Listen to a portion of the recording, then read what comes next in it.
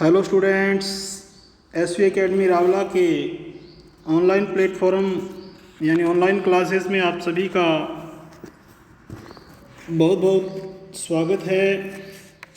जैसा कि हम पढ़ रहे थे कक्षा 12 की अनिवार्य हिंदी पुस्तक पीयूष प्रवाह का लेसन नंबर 5 जो कि एक यात्राव्रत है सेठ गोविंद दास का, जिसमें उन्होंने कुछ ऐतिहासिक स्थलों का भ्रमण किया है अर्थात यात्रा की है, और उस यात्रा के बारे में उन्होंने बड़े विस्तार से वर्णन किया है। और यात्रा भी इस प्रकार के स्थानों की उन्होंने की है कि जो हमारे लिए बहुत ही ज़्यादा प्रेरणादायी हैं, प्रेरणा स्रोत हैं। अर्थात जिस प्रकार चित्तौड़गढ़, मोक्ष प्रदायिनी, अवंतिका, अजंता, एलोरा, एलिफेंटा आदि गुफाओं का उन्होंने भ्रमण किया है, वहाँ की यात्रा की है, तो उसके बारे में बहुत ही अच्छे तरीके से, बहुत ही बखूबी तरीके से इन्होंने वर्णन किया है। तो कल हम पढ़ रहे थे कि किस प्रकार से लेखक ने अपनी यात्रा राजस्थान के बहुत ही बड़े दुर्ग चित्तौड़गढ़ से शुरू की और किस प्रकार से वहाँ के ऐतिहासिक स्थलों को उन्होंने देखा, किस प्रकार से विजय स्तंभ और कीर्ति स्तंभ पे उन्होंने दंडवत प्रणाम किया वहाँ जाके, और किस प्रकार से वो विजय स्तंभ है जो आज भी लोगों के लिए, जनता के लिए प्रेरणादायी एक स्रोत है। तो उसको हम पढ़ रहे थे और अंत में हमने पढ़ा था कि जीवन में अनेक जोखिमों के अवसर पर किस प्रकार वह विजय स्तंभ लेखक को याद आता है, और विजय स्तंभ की याद मात्र से ही उसके जीवन में नया साहस और नई स्फूर्ति आ जाती है। तो यहाँ तक हमने पढ़ लिया था और आज आगे पढ़ेंगे। चित्तौड़गढ़ छोड़ने के पहले हमने वह स्थान भी देखा, यानी कि उस स्थान को भी देखा हमने जहाँ वीर जयमल को गोली लगी थी और उन्होंने वीर गति प्राप्त की थी। अर्थात उस स्थान को भी लेखक ने देखा जहाँ जयमल नामक वीर, जयमल और फत्ता नाम के जो वीर हुए हैं, अर्थात जहाँ जयमल को गोली लगी थी और वो वीर गति को प्राप्त हो गया था, अर्थात शहीद हो गया था। इस स्थल के या इस स्थान के दर्शन से हृदय और अधिक गदगद हो गया, अर्थात बहुत ही ज़्यादा प्रसन्न हो गया। तो ये स्थान भी इसके लिए क्या है, प्रेरणादायी स्रोत है भी एक। आगे है, रात्रि को रवाना होने के पहले हमारा भोजन स्टेशन के निकट बना था, यानी कि रात्रि को जब हम रवाना हो रहे थे तो रवाना होने के पहले ही हमारा जो खाने पीने का बंदोबस्त था, प्रबंध था, वो भोजन था, वो स्टेशन के निकट ही बना हुआ था। कुछ वृक्षों की झुरमुट में, यानी कि वृक्षों के बहुत बड़ा झुंड था, वहाँ झुंड था, झुरमुट था यानी, और यह था मेरा सबसे प्रिय भोजन दाल बाटी चूरमा। और सबसे प्रिय भोजन बना हुआ था मेरा प्रिय भोजन। तो उस लेखक का प्रिय भोजन, सेठ गोविंद दास का प्रिय भोजन क्या था भी, दाल बाटी और चूरमा। परंतु लाख प्रयत्न करने पर भी, यानी कि बहुत सारे प्रयास करने पर भी, बहुत कोशिशों के बावजूद भी आज ये कौर मेरे गले में उतरते थे, अर्थात मैं उनको खा नहीं पाया, अर्थात वो कौर या निवाले मेरे गले नहीं उतर रहे थे, अर्थात मैं उनको खा नहीं पा रहा था। और इस प्रकार से हम चित्तौड़ की यात्रा लेखक ने पूरी की और अब वो बढ़ रहा है उज्जैन की तरफ। 7 मोक्षदायिनी पुरियाँ हैं उनमें से एक है उज्जैन। तो पढ़ते हैं उज्जैन के बारे में। चित्तौड़ से हम उज्जैन आए। सप्त मोक्षदायिका पुरियों में एक पुरी अवंतिका। ऐतिहासिक दृष्टि से यानी कि इतिहास की दृष्टि से भी भारतवर्ष के, इस भारत देश के गौरवपूर्ण समयों की यह एक राजधानी थी। अगर ऐतिहासिक दृष्टि से देखा जाए, इसका महत्व देखा जाए, तो यह बहुत ही गौरवपूर्ण बात है। यह गौरवपूर्ण समय था भारत का, जब भारत का समय बहुत ही अच्छा चल रहा था पुराने समय में ऐतिहासिक दृष्टि से। तो उस समय यह भारत की क्या थी, एक राजधानी थी भी। परंतु महाकालेश्वर, महाकाल रूपी ईश्वर के एक नवीन मंदिर अर्थात एक नए मंदिर के सिवाय अतिरिक्त, सिवा का मतलब अतिरिक्त, यहाँ हमें क्षिप्रा के अतिरिक्त विक्रमादित्य या भौज के काल की कोई वस्तु नहीं मिली। अर्थात अब जब उज्जैन पहुँचे, अवंतिका पहुँचे, जो कि ऐतिहासिक दृष्टि से वह एक भारत की राजधानी थी, जब भारत का समय बड़ा ही गौरवपूर्ण था, बहुत ही अच्छा समय था उस समय। परंतु हमें आज वहाँ सिर्फ एक नए मंदिर के अलावा, जो कि महाकालेश्वर का मंदिर था, उसके अलावा हमें क्षिप्रा के अतिरिक्त विक्रमादित्य या भोज के काल की कोई वस्तु नहीं मिली, क्योंकि विक्रमादित्य या भोज उस इतिहास की दृष्टि से पुराने समय में वहाँ के राजा थे। हमारी इस यात्रा का उद्देश्य तीर्थाटन, तीर्थ प्लस अटन, यानी कि सिर्फ घूमना ही नहीं था, यानी कि ये प्रसिद्ध तीर्थ स्थल है उसको देखना, उसको घूमना, इतना ही उद्देश्य नहीं था हमारा, न होकर ऐतिहासिक वस्तुओं का निरीक्षण था। यानी कि लेखक के कहने का मतलब ये है कि हमारा उज्जैन जाने का मतलब सिर्फ वहाँ घूमना ही उद्देश्य नहीं था। यानी कि एक वो तीर्थ है, एक वो प्रमुख धार्मिक स्थल है, तो उसको देखना और घूमना ही नहीं था, बल्कि कुछ ऐतिहासिक वस्तुओं का, इतिहास से संबंधित कुछ वस्तुओं का निरीक्षण भी करना था।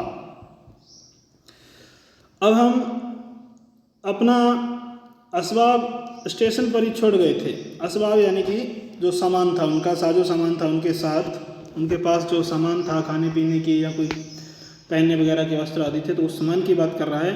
तो सारे का सारा सामान जो स्टेशन पर ही छोड़ गए। कहाँ छोड़ गए? वो स्टेशन पर ही छोड़ गए।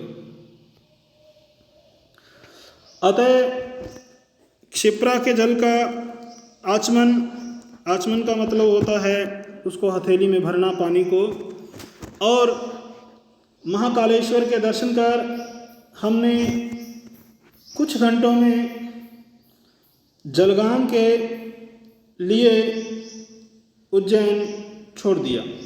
तो हम जलगांव की तरफ रवाना हो गए और हमने क्या किया, उज्जैन को छोड़ दिया, अर्थात उज्जैन से रवाना हो गए।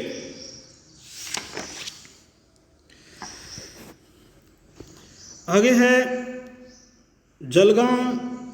हम आए थे अजंता और एलोरा की गुफाएं देखने। तो उज्जैन आने का, उज्जैन से जलगांव आने का उनका मुख्य उद्देश्य क्या था भी? उनका मुख्य उद्देश्य था क्या देखना? अजंता और एलोरा की गुफाएं देखना, जो कि ऐतिहासिक दृष्टि से, भारतीय इतिहास की दृष्टि से उनका आज भी बहुत अधिक महत्व है। हमारे यहाँ ठहरने की व्यवस्था माहेश्वरी समाज के एक सुधारक, यानी कि माहेश्वरी समाज है, बनिया समाज से संबंधित भी कह सकते हैं उसको, उस समाज से संबंधित एक सुधारक था, एक कार्यकर्ता था, श्री रूपचंद जी लाठी ने की थी। तो उज्जैन में यानी कि जलगांव में हमारे ठहरने की व्यवस्था माहेश्वरी समाज के एक समाज सुधारक, एक सुधारक कार्यकर्ता श्री रूपचंद जी लाठी ने की थी। उन्होंने हमारे अजंता और एलोरा जाने के लिए किराए की एक लॉरी मोटर का प्रबंध भी किया था। लॉरी मोटर का मतलब कोई गाड़ी वगैरह कह सकते हैं, कोई साधन वगैरह कह सकते हैं, जिसके माध्यम से हम कहाँ पहुँचे भी, अजंता एलोरा पहुँचे। आगे है जलगांव से लारी पर हम सीधे अजंता गए। अजंता की गुफाएं सुंदर और हरे भरे पार्वत्य प्रदेश में है, यानी कि हम जलगांव से लॉरी के माध्यम से सीधे अजंता आ गए और अजंता की गुफाएं बहुत ही सुंदर और हरे भरे पर्वतीय प्रदेशों में हैं, यानी कि पर्वतीय प्रदेशों में हैं और बहुत ही हरे भरे पर्वत हैं, बहुत ही खुशनुमा वातावरण है, खुशनुमा माहौल है। इन गुफाओं की संख्या 29 है। अब ध्यान रखना, गौर से पढ़ना इसको। इन गुफाओं की संख्या कितनी है? 29 है। इनमें 4 चैत्य के ढंग की हैं और शेष विहार ढंग की हैं। इनमें 4 चैत्य के ढंग की और शेष विहार के ढंग की। विहार का मतलब देखने योग्य है, घूमने योग्य है। चैत्य यानी कि चेतने की अवस्था में है।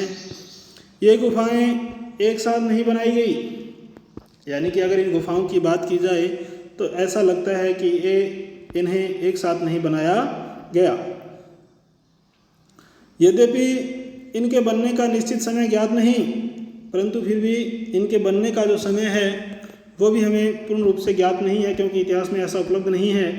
परंतु पुरातत्ववेताओं के मत से, यानी कि यहाँ जिन्होंने उत्खनन कार्य किया है उनके मतों के अनुसार ईसा के 100 वर्ष पूर्व से 700 वर्ष बाद तक ये बनती रही। ईसा के 100 वर्ष पूर्व से 700 वर्ष बाद तक ये बनती रही, कोई कभी और कोई कभी। तो यानी कि ये गुफाओं की संख्या 29 है, तो ये एक ही समय नहीं बनी, अर्थात ये 700 वर्षों तक, 700 वर्ष बाद तक भी बनती रही। कहाँ से? ईसा के 100 वर्ष से पूर्व, कोई कभी और कोई कभी।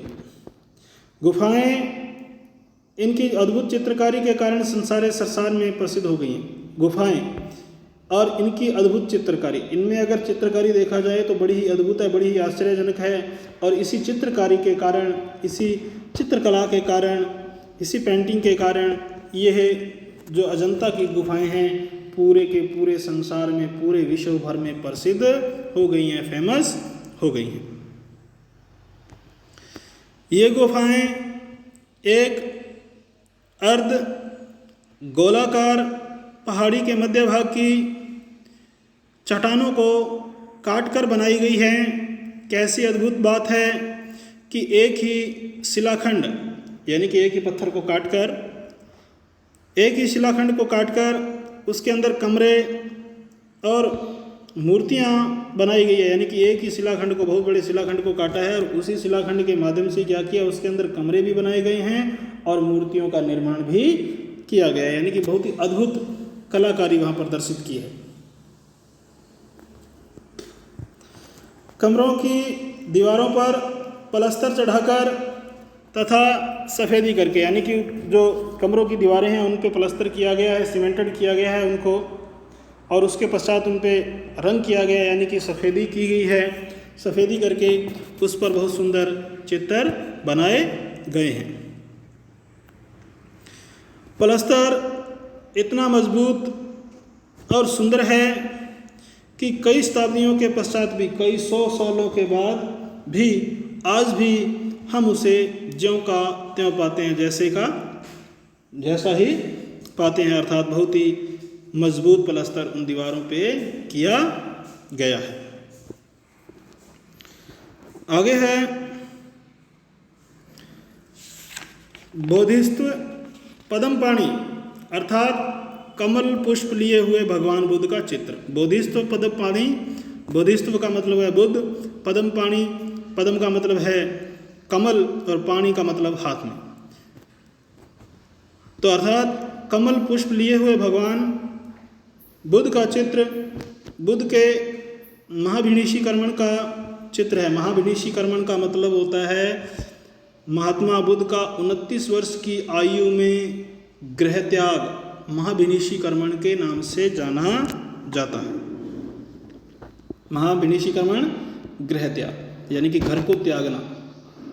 तो बुद्ध के महाविनिशीकरण का चित्र है। सिर पर मुकुट धारण किए हुए सिद्धार्थ खड़े हैं, बाएं हाथ में एक सूत का धागा बांधा है और दाहिने हाथ में कमल पुष्प है, कमल का फूल है। शरीर पर मोटा यज्ञोपवीत यानी कि जनेऊ जो ब्राह्मण वगैरह धारण करते हैं, कच्चे सूत का धागा, और गले में मनकों की माला है। पतली लंबी भवों के नीचे बोहें यानी कि पुतलियों के ऊपर वाला हिस्सा, अध खुले विशाल नेत्रों से, आधे खुले हुए नेत्रों से अहिंसा, शांति तथा वैराग्य टपक रहा है। अर्थात तस्वीर इस प्रकार की बनी है कि उस तस्वीर को देखते से ही ऐसा लगता है कि उनके नेत्रों से हिंसा नहीं करने का भाव, शांति और वैराग्य टपक रहा है। उनकी मुखाकृति बहुत ही गंभीर और देवी ज्योति से आलोकित है, प्रकाशित है। कैसा मनोहर रूप, मनोहर का मतलब होता है मन को हरने वाला, मन को सुंदर लगने वाला। कैसे ढले हुए से सारे अंग प्रत्यंग और अवयव, कैसी चित्रकारी, घंटों चित्र की ओर देखते रहिए, आंखें और मन तृप्त नहीं होंगे। अर्थात आंखें और मन कभी भी नहीं भरेगा। जब इस चित्र को अगर लगातार भी देखेंगे तो भी आंखें और मन भरने का नाम ही नहीं लेता। अर्थात इसकी जो चित्रकारी है, इसकी जो सुंदरता है, बहुत ही अच्छी। कहा जाता है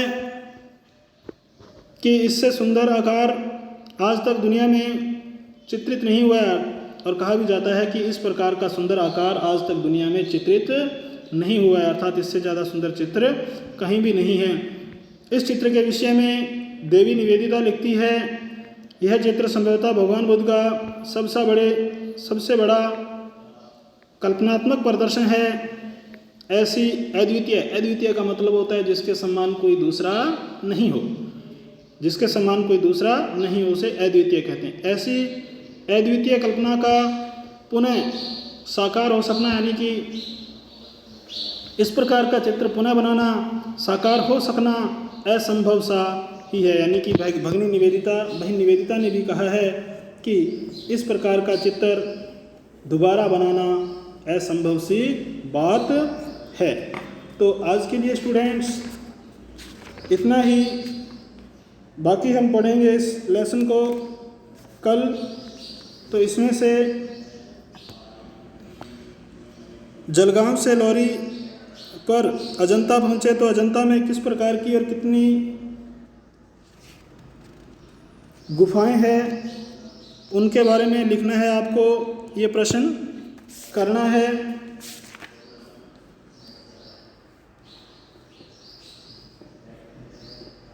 और अजंता की गुफाओं की संख्या बतानी है। बुद्ध के महाविनिशीकरण का चित्र कहाँ अंकित किया गया है अति लघुतरात्मक प्रश्न में। ये जो चारों प्रश्न है, चारों के चारों प्रश्न आपको अपनी अभ्यास पुस्तिका में करने हैं। तो आज के लिए स्टूडेंट्स इतना ही, बाकी लेसन पढ़ेंगे हम कल।